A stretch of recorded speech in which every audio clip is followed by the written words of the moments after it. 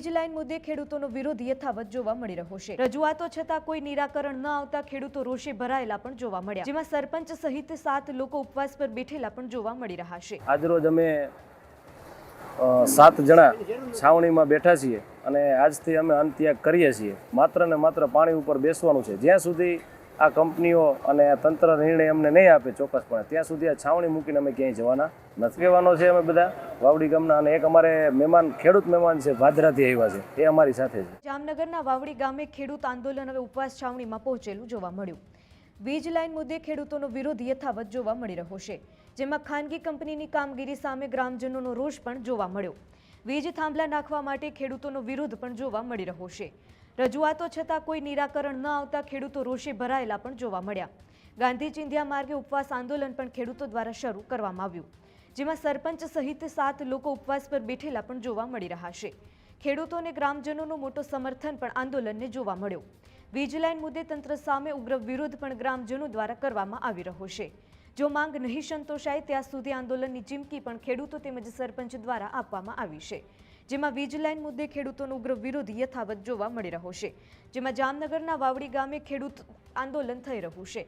વીજ થાંભલા નાખવા માટે ખેડૂતોનો વિરોધ જોવા મળ્યો, જેમાં ખાનગી કંપનીની કામગીરી સામે ગ્રામજનોનો રોષ પણ જોવા મળ્યો। સરપંચ સહિત 7 લોકો ઉપવાસ આંદોલન પર બેઠા છે।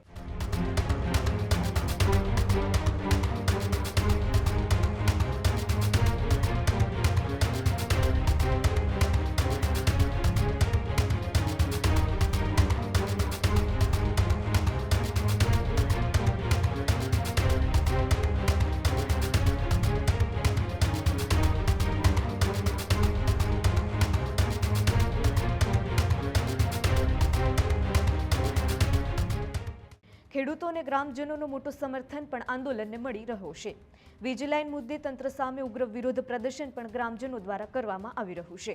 જો માંગ નહીં સંતોષાય ત્યાં સુધી આંદોલનની ચીમકી પણ ખેડૂતો દ્વારા આપવામાં આવી છે।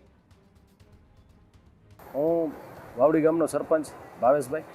આજરોજ અમે 7 જણા છાવણીમાં બેઠા છીએ અને આજથી અમે અંત્યાગ કરીએ છીએ। માત્ર ને માત્ર પાણી ઉપર બેસવાનું છે। જ્યાં સુધી આ કંપનીઓ અને તંત્ર નિર્ણય અમને નહીં આપે ચોક્કસપણે, ત્યાં સુધી આ છાવણી મૂકીને અમે ક્યાંય જવાના નથી।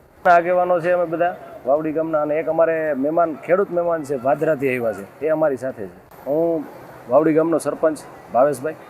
આજરોજ અમે 7 જણા છાવણીમાં બેઠા છીએ અને આજથી અમે અંત્યાગ કરીએ છીએ। માત્ર ને માત્ર પાણી ઉપર બેસવાનું છે। જ્યાં સુધી આ કંપનીઓ અને તંત્ર નિર્ણય અમને નહીં આપે ચોક્કસપણે, ત્યાં સુધી આ છાવણી મૂકીને અમે ક્યાંય જવાના નથી।